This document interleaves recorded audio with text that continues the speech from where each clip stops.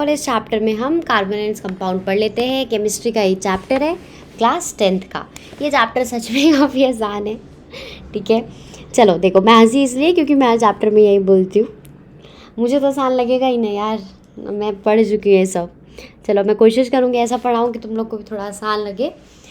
चलो स्टार्ट करते हैं, चैप्टर स्टार्ट करते हैं। कार्बन, देखो क्या हुआ कि ना हमने इससे पहले ना एक चीज़ मैंने तुम लोग को पढ़ाई कि जब भी आउटर मोस्ट शेल में जितने इलेक्ट्रॉन होते हैं उसको उसकी वैलेंसी कहते हैं। वैलेंसी की डेफिनेशन क्या जानते हो? वैलेंसी होती है basically combining capacity. Combining capacity, कितना वो कंबाइन कर सकता है, माने कितने इलेक्ट्रॉन वो दे सकता है या फिर कितने इलेक्ट्रॉन वो ले सकता है, इसी चीज़ को कहते हैं कंबाइनिंग कैपेसिटी। मान लो सोडियम, सोडियम कौन से नंबर पे आता है? 11th। इसको तोड़ेंगे तो क्या होगा? 2 8 1 होगा ना। तो सोडियम एक इलेक्ट्रॉन डोनेट कर सकते हैं तो क्या बनेगा? Na+ बन जाएगा। सिमिलरली मैग्नीशियम की अगर हम बात करें, it is on 12th number. 12th में है ना, तो 2 8 2 इलेक्ट्रॉन ही डोनेट कर सकता है। तो जब डोनेट करता है तो पॉजिटिव चार्ज आता है, जब इलेक्ट्रॉन एक्सेप्ट करता है तो नेगेटिव चार्ज आता है। अच्छा बताओ, जब डोनेट करता है तो क्या बन जाता है? कटायन बन जाता है। और जब एक्सेप्ट करता है तो क्या बन जाता है? अनायन बन जाता है। अब मैग्नीशियम ने भी 2 इलेक्ट्रॉन को डोनेट कर दिया तो Mg2+ ये मैग्नीशियम का कटायन बन गया। यहाँ तक तो कहानी ठीक चल रही थी। मतलब जब अच्छा डोनेट क्यों करते हैं? ताकि आउटर मोस्ट शेल में 8 इलेक्ट्रॉन को ले आए, ताकि आउटर मोस्ट शेल में कितने इलेक्ट्रॉन को ले आए? 8 इलेक्ट्रॉन को ले आए। यहाँ तक सब कुछ अंडर कंट्रोल था। पर अब हम आते हैं कार्बन की तरफ। कार्बन आता है 6ठे नंबर पे। आपको 1 से 20 तक एलिमेंट याद है कि नहीं याद है? Do let me no in the comment section. अगर आपको नहीं याद है तो गो इन लर्न बाबा। 1 से 20 तक आपको लर्न होने ही चाहिए, नो कॉम्प्रोमाइज़ विद दिस। इससे आपको बहुत हेल्प मिलेगी। इस चैप्टर में हम देखेंगे कितनी सारी जगह आपको हेल्प मिलेगी, ठीक है। तो hydrogen, helium, lithium, beryllium, boron, carbon, nitrogen, oxygen, fluorine, neon करके पूरा याद करके रख लो, ठीक है। चलो फिर उसके बाद 8। अब कार्बन के केस में क्या हुआ? कार्बन आता है 6ठे नंबर पे, तो 2 और 4, इसको 8 बनाने थे, इसको ना 8 बनाने थे। तो इसने कहा मैं तो अपने 4 इलेक्ट्रॉन किसी को नहीं दूंगा। फिर अब ये किसी को नहीं दे रहा, कोई इसको क्यों देगा? तो इन्होंने, कार्बन ने एक चीज़ बनाई। कार्बन ने कहा मैं शेयर करूँगा। कार्बन क्या करेगा? शेयर करेगा। तो ये 4 इलेक्ट्रॉन ना ये कटायन बनाएगा ना ये अनायन बनाएगा, ये शेयरिंग ऑफ इलेक्ट्रॉन करेगा। क्या करेगा? शेयरिंग ऑफ इलेक्ट्रॉन, ठीक है। इस कारण से एक चैप्टर ही कार्बन के नाम कर दिया, कार्बन एंड इट्स कंपाउंड। और आप जब 11th 12th में पहुंचेंगे ना, तो आप देखेंगे साइंस लेने के बाद एक ऑर्गेनिक केमिस्ट्री ब्रांच आ जाएगी तुम्हारे, उसमें ही एक ऑर्गेनिक केमिस्ट्री आ जाएगी। ऑर्गेनिक केमिस्ट्री कार्बन पे बेस्ड केमिस्ट्री है, कार्बन के बारे में केमिस्ट्री है। It is all about carbon. Carbon के शेयरिंग नेचर के कारण ही उसको, वो कार्बन का शेयरिंग नेचर ही कार्बन को यूनिक बनाता है। क्या बनाता है? यूनिक बनाता है। चलो अब हम आगे बढ़ते हैं। Let's move to the other questions, other parts of this chapter. आप स्टार्ट करते हैं। हमने देखा था कि आप कि इम्पॉर्टेंट है कि वी नो, बहुत सारे कंपाउंड हमारे लिए बहुत इंपॉर्टेंट है। इस चैप्टर में हम मोर इंटरेस्टिंग कंपाउंड्स और उनकी प्रॉपर्टीज़ के बारे में पढ़ने वाले हैं, ठीक है। इसने बोला कि things made up of metal, things made up of glass और अदर की एक लिस्ट बना लो। तुम्हें पता लगेगा कि जो बहुत सारे एलिमेंट्स ऐसे हैं जो कार्बन से बने हैं। और तुम्हें पता है हमारे बॉडी के अंदर भी carbon, hydrogen, nitrogen, oxygen, sulphur और फॉस्फोरस, यही मेजर कंपाउंड पाए जाते हैं, ये मेजर एलिमेंट्स पाए जाते हैं। फूड हो गया, कपड़े हो गए, मेडिसिन्स हो गई, बुक्स हो गई, और जितनी भी थिंग्स होती हैं वो वर्सेटाइल एलिमेंट कार्बन। वर्सेटाइल मतलब जो सब कुछ कर सके, वर्सेटाइल मतलब जिसके पास बहुत सारी प्रॉपर्टीज़ हो। तो कार्बन को ये बुक वाले क्या बुला रहे हैं? वर्सेटाइल बुला रहे हैं। The amount of carbon present earth crust और एटमोसफेयर क्वाइट मर्ज, बहुत छोटा अमाउंट का प्रेजेंट है। अर्थ क्रस्ट के पास तो सिर्फ इतना ही कार्बन है, ठीक है, in the form of minerals. Minerals जैसे कार्बोहाइड्रेट हो गया, हाइड्रोजन कार्बोनेट हो गया, कोल हो गया, पेट्रोलियम हो गया, इसी में थोड़ा बहुत कार्बन प्रेजेंट होता है। इन दिस चैप्टर हम पढ़ेंगे कार्बन की प्रॉपर्टीज़।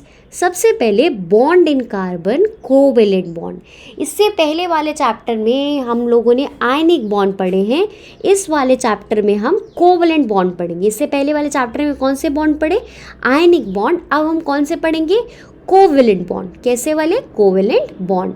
एक बार थोड़ा सा फटाफट रिवीजन करते हैं ताकि आप लोग को क्लियर हो जाए। आयनिक बॉन्ड में गेन और एक मिनट, आयनिक बॉन्ड में गेन या फिर लॉस ऑफ इलेक्ट्रॉन होता है, लॉस ऑफ इलेक्ट्रॉन। इसलिए आयनिक बॉन्ड, जैसे NaCl का बॉन्ड है, NaCl का जो बॉन्ड है वो कौन सा बॉन्ड कहलाता है? आयनिक बॉन्ड कहलाता है। ठीक है, आप देखो NaCl का बॉन्ड आयनिक बॉन्ड कैसे कहलाएगा? सोडियम आता है 11th नंबर पे, तो 2 8 1, इसके पास एक इलेक्ट्रॉन एक्स्ट्रा है तो क्या बना देगा? Na+ बना देगा। अगर मैं बात करूं क्लोरीन की, क्लोरीन कौन से नंबर? 17, 2 8 10 और 7, इसके पास एक इलेक्ट्रॉन की कमी है तो Cl- हो जाएगा।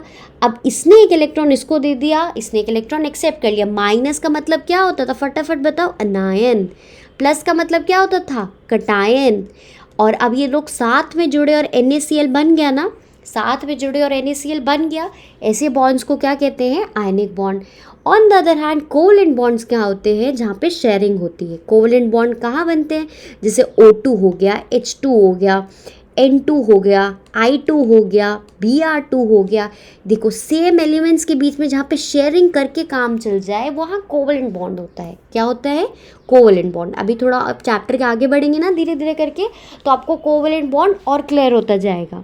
मोस्ट कार्बन एटम जो होते हैं पुअर कंडक्टर्स होते हैं इलेक्ट्रिसिटी के, इनके पास फ्री आयंस नहीं होते। पुअर कंडक्टर का मतलब क्या होता है? इनके पास फ्री आयंस जो होते हैं ना एब्सेंट होते, नहीं होते हैं। From the table given below boiling point और मेल्टिंग पॉइंट कार्बन कंपाउंड की दे रखी है।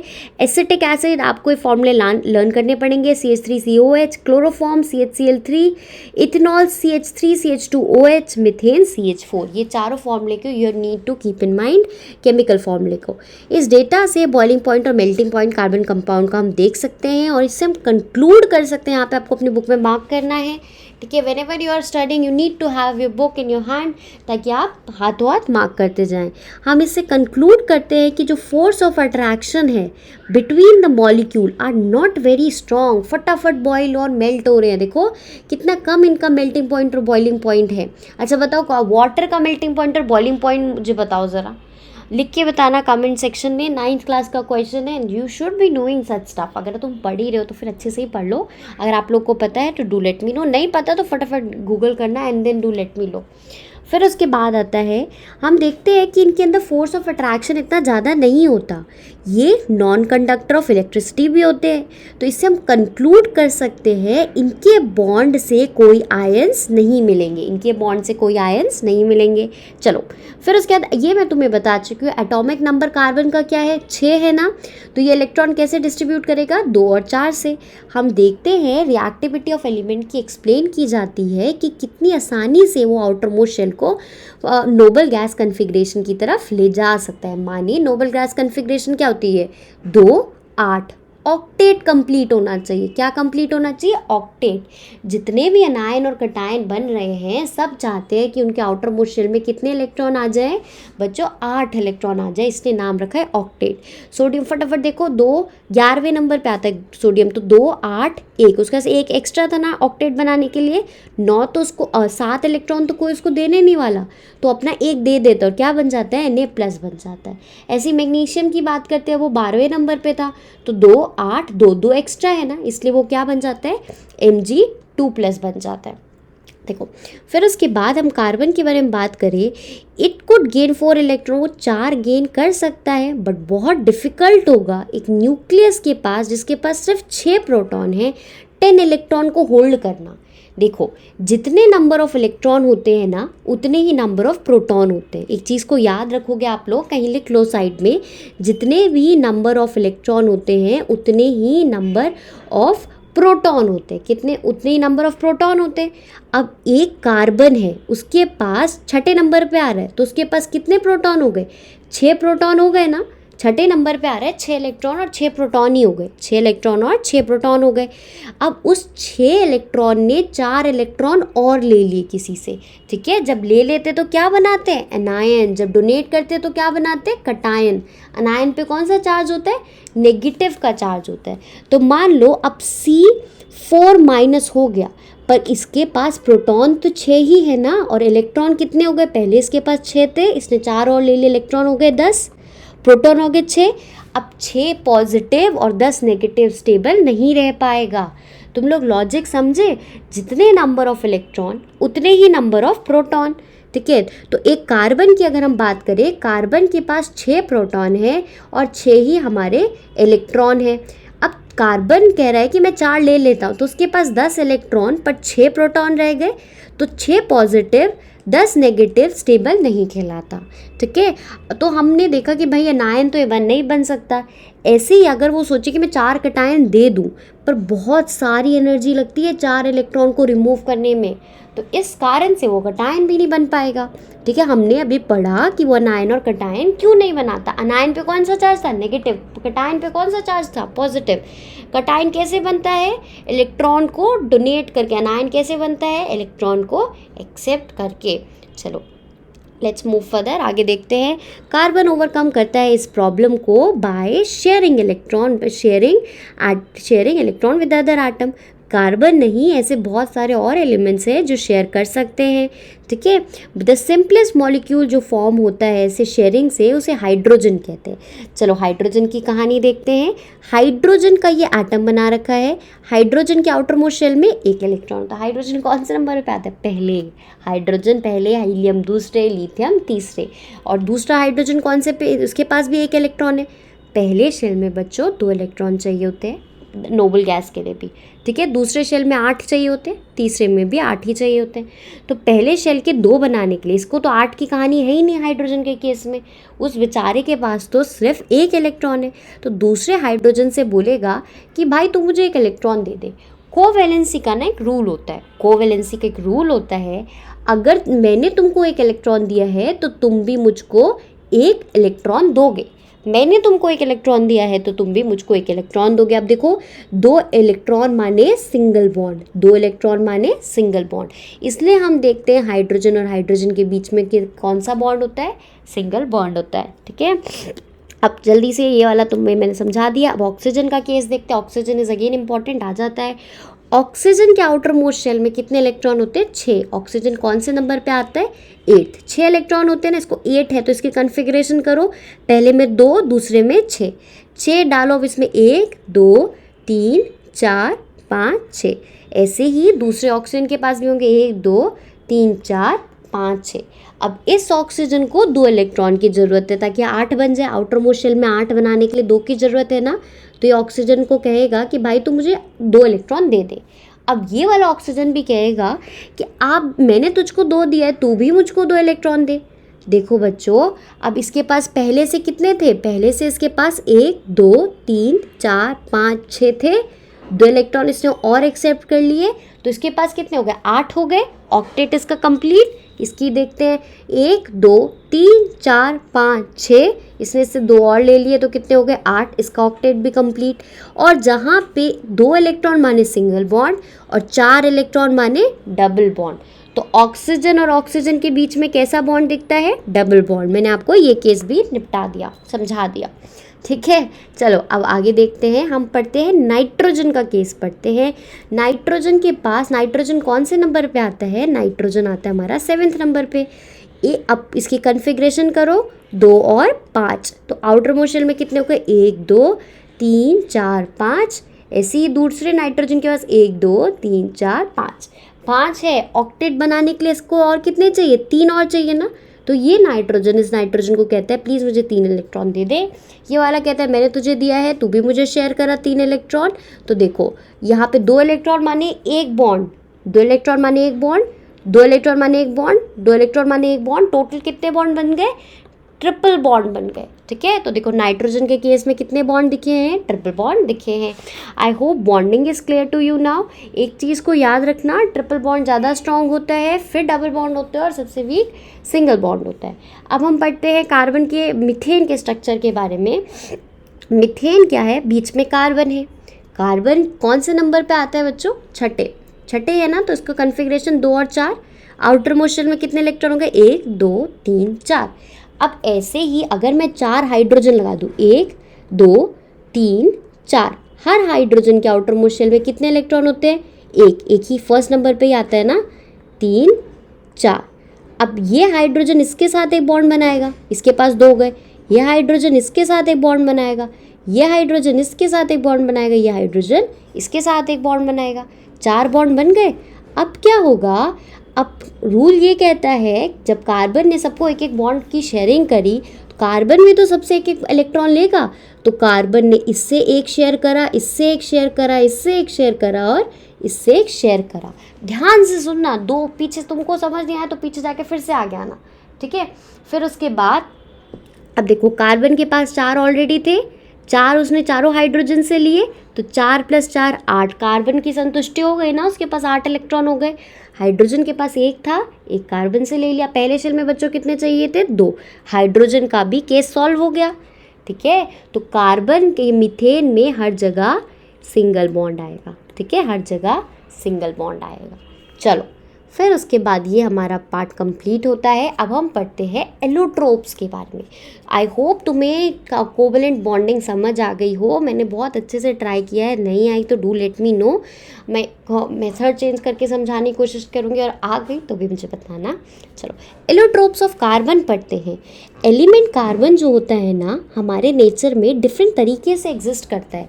फॉर एग्जांपल डायमंड भी देखो कार्बन से बना है, ग्रेफाइट पेंसिल में जो डलता है वो भी कार्बन से बना है, और एक बकमिस्टर फुलरेंस जो होता है ये भी कार्बन से बना है। तीनों कार्बन से ही बने हैं। पर देखो दुनिया की सबसे हार्ड चीज़ डायमंड है, ग्रेफाइट हार्ड नहीं होता, ठीक है। और बकमिस्टर फुलरेंस के बारे में हम इतना नहीं जानते। तो जब एक ही एलिमेंट डिफरेंट फॉर्म में एग्जिस्ट करे, जब एक ही एलिमेंट डिफरेंट फॉर्म में एग्जिस्ट करे उसको कहते हैं एलोट्रॉप। उसको क्या कहते हैं, एलोट्रॉप।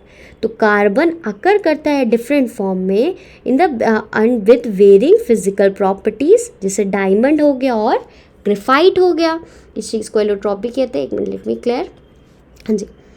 फिर बोथ डायमंड और ग्रेफाइट जो होता है कैसे फॉर्म होता है, कार्बन एटम के थ्रू फॉर्म होता है। डिफरेंस आता है कि किस तरीके से ये बॉन्डेड है, इसमें भी कार्बन है, इसमें भी कार्बन है, पर स्ट्रक्चर देख रहे हो दोनों के डिफरेंट है। डिफरेंट स्ट्रक्चर के कारण इनकी डिफरेंट प्रॉपर्टीज़ होती है। मैं फिर से रिपीट करती हूँ, डिफरेंट स्ट्रक्चर्स के कारण इनकी डिफरेंट प्रॉपर्टीज़ होती है। हम डायमंड में देखते हैं कि हर कार्बन 4 अदर कार्बन के साथ बॉन्डेड हो रखा है और एक 3 डायमेंशनल रिंग बना रहा है।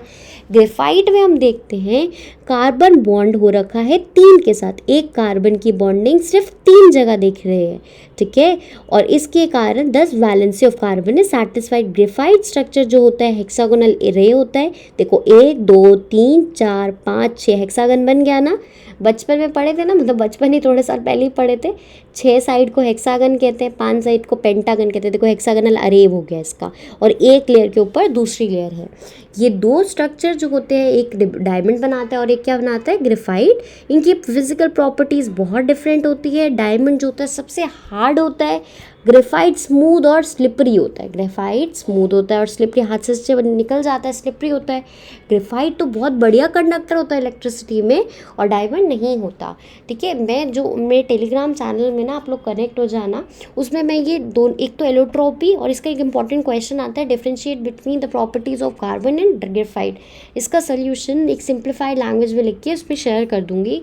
Keep it in your notes, revision के लिए आसान होता है। और आज की डेट में आफ्टर कोरोना सबके पास तो फ़ोन आ ही गया होगा ऑलमोस्ट, तो आप लोग उसको ना शॉर्ट नोट्स की तरह रख सकते हो, एग्जाम से पहले रिवाइज कर सकते हो। डायमंड को सिंथेसाइज डायमंड बहुत प्योर है, तो इस पर बहुत ज़्यादा हाई डायमंड कैसे बनता है, जब बहुत हाई प्रेशर और टेम्परेचर बनता है, ठीक है, उस पर पड़ता है।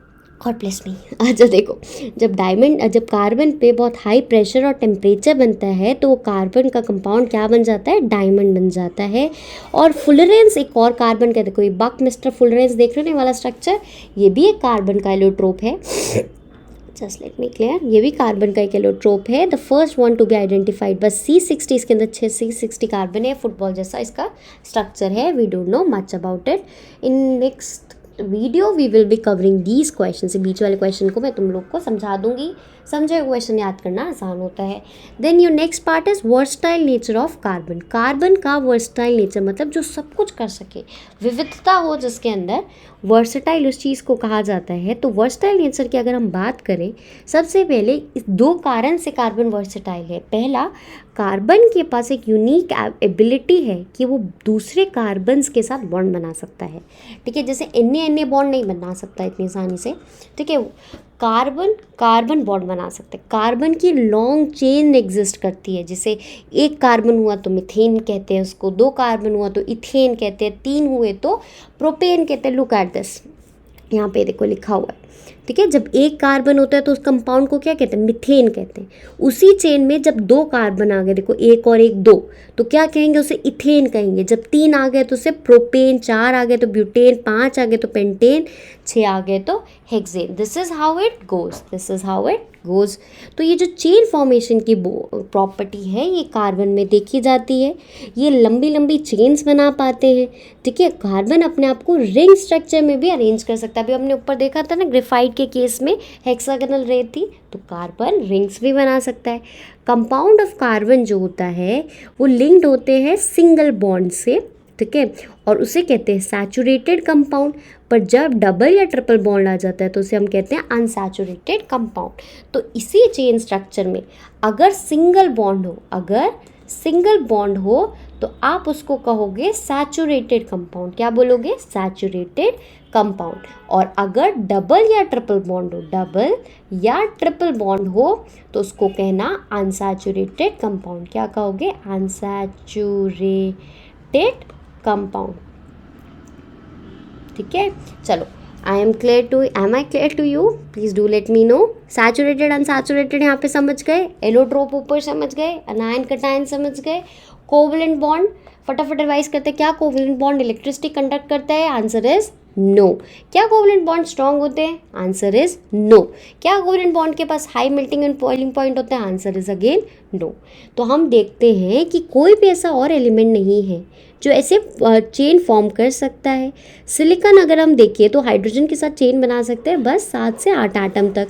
बट ये जो कंपाउंड होते हैं बहुत ज़्यादा रिएक्टिव होते हैं और पर कार्बन के कंपाउंड देखते हैं वो इतने रिएक्टिव नहीं होते हैं, ज़्यादा स्टेबल होते हैं, ठीक है। कार्बन के पास 4 की वैलेंसी मतलब 4 इलेक्ट्रॉन के साथ वो रिएक्शन दे, 4 इलेक्ट्रॉन को कंबाइन कर सकता है। What is valency, valency is the combining capacity. मैंने स्टार्टिंग में भी बताया था, it is what, it is combining capacity. Compounds of carbon जो होते हैं they form with oxygen, hydrogen, nitrogen, sulphur and other element giving rise to compound with specific property. जैसे अगर कार्बन ऑक्सीजन के साथ बॉन्ड बना रहा है, जैसे CO2 हो गया, इसको मैं CO2 लिख सकती हूँ, इसकी प्रॉपर्टी अलग होगी। H2 कार्बन सल्फर CH2 बना रहा है, इसकी प्रॉपर्टीज़ अलग होगी। तो डिपेंडिंग अपॉन ये किसके साथ बॉन्ड बना रहा है, इनकी प्रॉपर्टीज़ डिफरेंट होती है, ठीक है। इनकी प्रॉपर्टीज़ क्या होती है, डिफरेंट। अच्छा, एक चीज़ मिस हो गई, देखो ये कैटिनेशन क्या होता है। ये जो कार्बन लंबे लंबे चेन्स बना सकता है ना, इस प्रॉपर्टी को बोलते हैं कैटिनेशन। क्या बोलते हैं, कैटिनेशन। कार्बन की जो लंबी लंबी चेन बनाने वाली प्रॉपर्टीज़ है इसको बोलते हैं हम catenations. Am I clear.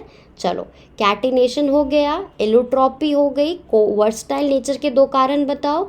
Versatile nature का पहला कार्बन फटाफट कैटिनेशन, दूसरा कार्बन टेट्रावैलेंसी। पहला कार्बन क्या, पहला रीज़न क्या, कैटिनेशन, दूसरा रीज़न क्या, टेट्रावैलेंसी। तो इसके आगे आप लिख के रख देना। इस टॉपिक में कैटिनेशन के बारे में समझाया है और इस टॉपिक में टेट्रावैलेंसी, टी तो गायब भी हो गया, टेट्रावैलेंसी के बारे में बताया है। अब हम बात करते हैं ऑर्गेनिक कंपाउंड की। द 2 कैरेक्टरिस्टिक्स जो हम कार्बन में देखते हैं, टेट्रावैलेंसी और कैटिनेशन, इससे क्या होता है, बहुत सारे कंपाउंड गिव राइज होते हैं, लंबी लंबी चेन्स बनती है। दिस इज पॉस्टुलेटेड, इसलिए vital force for this synthesis. The compound very initially, जो कंपाउंड है पहले तो नेचर से निकाले जाते थे, पर अब ये कंपाउंड खुद भी बना लिए जाते हैं।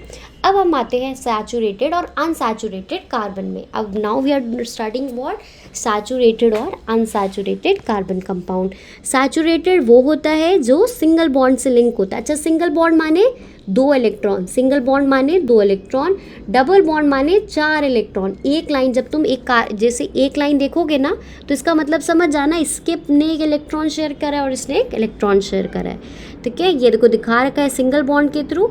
अब देखो बच्चों, ये चेन कैसे बनाते हैं। अब ये चेन कैसे बनाते हैं, ध्यान से सुनना, ये बहुत इंपॉर्टेंट है। और आगे जाके ऑर्गेनिक केमिस्ट्री अगर आप पढ़ने की सोच रहे हो, साइंस पढ़ने की सोच रहे हो, तो ये आपके लिए और इम्पॉर्टेंट हो जाता है। देखो क्या होता है कि एक कार्बन मैक्सिमम कितने बॉन्ड बना सकता है? 4। ध्यान से सुनना, एक कार्बन कितने बॉन्ड बना सकता है? 4। तो हमने क्या करा, कार्बन लिखा, यहाँ पे 1 2 3 4 बॉन्ड बना दिए। 4 एक लाइन मतलब 2 इलेक्ट्रॉन। तो अब हमने यहाँ पे हाइड्रोजन लगा दी, मतलब ये क्या बना, एक कार्बन 4 हाइड्रोजन होता है मीथेन। अभी तक तो सब कुछ अंडर कंट्रोल था। अब देखो, अब मैंने कहा कि नहीं भाई, मेरे को तो 2 कार्बन जोड़ने हैं एक दूसरे के साथ, तो मैं ये वाला पार्ट मिटा देती हूँ और पेन पे लेके आती हूँ।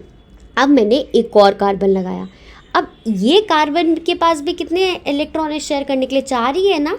तो अब इसने एक इसके साथ, ये देखो एक लाइन देख रहे हो ना, ये वाली, एक बॉन्ड तो इस कार्बन के साथ बना लिया। कितने बचे? 3 बचे ना। तो 3 हाइड्रोजन हम एडजस्ट कर देते हैं, 3 हाइड्रोजन हम एडजस्ट कर देते हैं। तो जब 2 कार्बन आते हैं तो उसका नाम हो जाता है मीथेन। उसका नाम क्या हो जाता है? ईथेन। सॉरी, इसका नाम हो जाता है इथेन।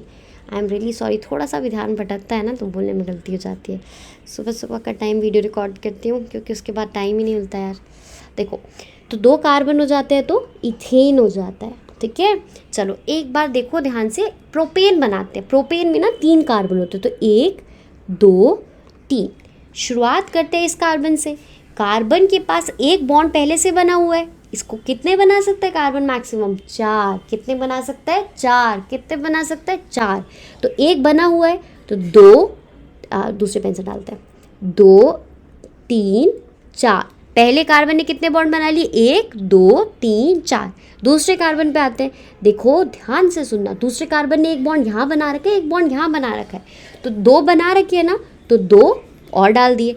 इस तो टोटल इस कार्बन ने भी 4 बना लिए, 1 2 3 4। अब हम तीसरे कार्बन की बात करते हैं, इसने एक बॉन्ड यहाँ बना लिया, तो अब इस एक बना रखा है, कितने बना सकता है? 4। तो मुझे 3 डालने ना, तो 1 2 3।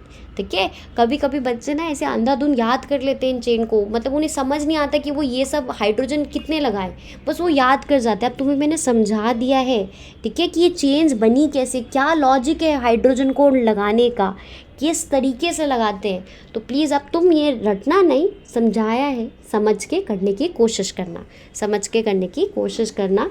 मैंने बहुत पेशेंस से, बहुत प्यार समझाने की कोशिश करी है। आई होप आप लोग को थोड़ा बहुत तो समझ आया ही होगा। एक बार ना मुझसे रुका नहीं, ज़रा ब्यूटेन भी समझा देती हूँ ताकि थोड़ा और क्लियर हो। ब्यूटेन मतलब 4 कार्बन बेटा। देखो ये वाली जो लेयर, ये जो है ना, इसके अंदर methane, ethane, propane, butane, pentane, hexane लिखा हुआ है, तो मैं यहीं से बोल रही हूँ। ऐसा मत सोचना कि बिना सिलेबस का कुछ भी हो रहा है, नहीं, ये सब तुम्हारे सिलेबस में है। मीथेन में 1 कार्बन होता है, इथेन में 2, प्रोपेन में 3, ब्यूटेन में 4, पेंटेन में 5, हेक्सेन में 6। तो हम देखते हैं, अब हम बात करते हैं ब्यूटेन के बारे में। ब्यूटेन में कितने कार्बन है? 4, 1 2 3 4। ठीक है, तो चारों पे पहले 4 के बॉन्ड बना लेते हैं। अब हम लगाते हैं हाइड्रोजन। अब हम क्या लगा रहे हैं? हाइड्रोजन।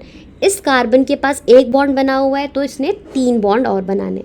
इस कार्बन ने एक बॉन्ड यहाँ, एक बॉन्ड यहाँ, 2 बॉन्ड बना रखे हैं ना, तो 1 2 3 4 हो गया 4। इस कार्बन के पास एक यहाँ है, एक यहाँ है, तो एक यहाँ, एक यहाँ। इस कार्बन ने भी 4 बना लिए, 1 2 3 4। इस कार्बन ने एक यहाँ बना रखा है, 1 2 3।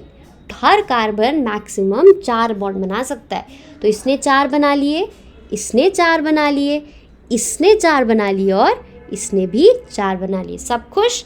चलो, अगर आप लोग को समझ आया तो मुझे ज़रूर लिख के बताना। अब हम बात करते हैं अनसैचुरेटेड कंपाउंड की। अनसैचुरेटेड कंपाउंड वो होते हैं जिनके पास डबल या ट्रिपल बॉन्ड होता है, जिनके पास डबल या ट्रिपल बॉन्ड होता है, ट्रिपल बॉन्ड होता है। ठीक है, अब देखो, कार्बन जब डबल बॉन्ड बनाएगा, जैसे एक कार्बन ये रहा, एक कार्बन ये रहा, इसने डबल बॉन्ड बनाए। कार्बन मैक्स, अब हाइड्रोजन एडजस्ट करना सिखा रही हूँ मैं तुम लोग को। ठीक है, कार्बन के पास मैक्सिमम कितने बॉन्ड बना सकते, मतलब कार्बन के पास मैक्सिमम कितने इलेक्ट्रॉन है? 4 है। 1 इलेक्ट्रॉन इसको दे दिया, 1 इलेक्ट्रॉन इसको दे दिया, कितने बच्चे बच्चों? 2 ही बचे ना, तो एक यहाँ, एक यहाँ, 2 हाइड्रोजन लगाओगे। ठीक है, इस कार्बन के पास 2 इलेक्ट्रॉन चले गए, कितने बचे? 2 और, क्योंकि कार्बन मैक्सिमम 4 शेयर कर सकता है, तो इसने 4, इसने 4। लुक एट दिस थिंग, यहाँ पे कहीं डबल बॉन्ड दिखा रखा हो तो डबल बॉन्ड, सिंगल सिंगल ही दिखा रखे हैं उसके हाइड्रोजन सेट। यहाँ पे देखो, यही मैंने तुम्हें समझा दिया। एक कार्बन 4 बॉन्ड बना सकता है। अच्छा, ट्रिपल बॉन्ड के केस में क्या होगा वो भी सीख लो। देखो, कार्बन कार्बन के बीच में ट्रिपल बॉन्ड है। ट्रिपल बॉन्ड जब होता है तो 3 तो ऑलरेडी बॉन्ड बन गए, तो एक हाइड्रोजन यहाँ पे, एक हाइड्रोजन यहाँ पे, ठीक है। चलो, चेन, ब्रांचेस एंड रिंग, ये चेन स्ट्रक्चर दिखा रखे, तुम्हें याद करना पड़ेगा। Next is branches. अब ये देखो, इसी को मैं ऐसे भी लिख सकती हूँ, इसी चीज़ को मैं ऐसे भी लिख सकती हूँ। हम दोनों में देखो, दोनों में कितने कार्बन है, 1 2 3 4, इसमें भी कितने, 1 2 3 4, ठीक है। दोनों का जो फॉर्मूला है वो सेम है पर स्ट्रक्चर डिफरेंट है। ऐसी चीज़ को आइसोमर्स कहा जाता है। क्या कहा जाता है, आइसोमर्स कहा जाता है। ये कहीं लिखा ही होगा, अभी हम देख लेंगे आगे, ठीक है। ये अरे वाह, देखो यहाँ ही लिखा हुआ है। आइसोमर्स क्या होता है, same chemical formula and different structures, ठीक है। ये देखो, ये तुम्हारा एक एग्जाम्पल दे रखा है। ये साइक्लिक स्ट्रक्चर है। देखो, साइकिल सी बन गई ना, गोल कंपाउंड है ना।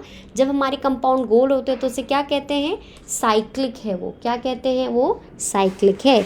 बेंजीन का भी एक एग्जाम्पल दे रखा है। बेंजीन इज इम्पॉर्टेंट, प्लीज़ इस स्ट्रक्चर को याद रखना। बेंजीन में 6 कार्बन होंगे, 1 2 3 4 5 6, ठीक है। और यहाँ पे फिर सबसे पहले सब में बॉन्ड बनाओगे और ना अल्टरनेट, माने एक का छोड़ के ऐसे करके डबल बॉन्ड डालना। तो इसमें डबल बॉन्ड डाला तो इसमें नहीं, इसमें डाला तो इसमें नहीं, इसमें। ये देखो, और फिर बाकी हाइड्रोजन एडजस्ट करना सिखा दूँ।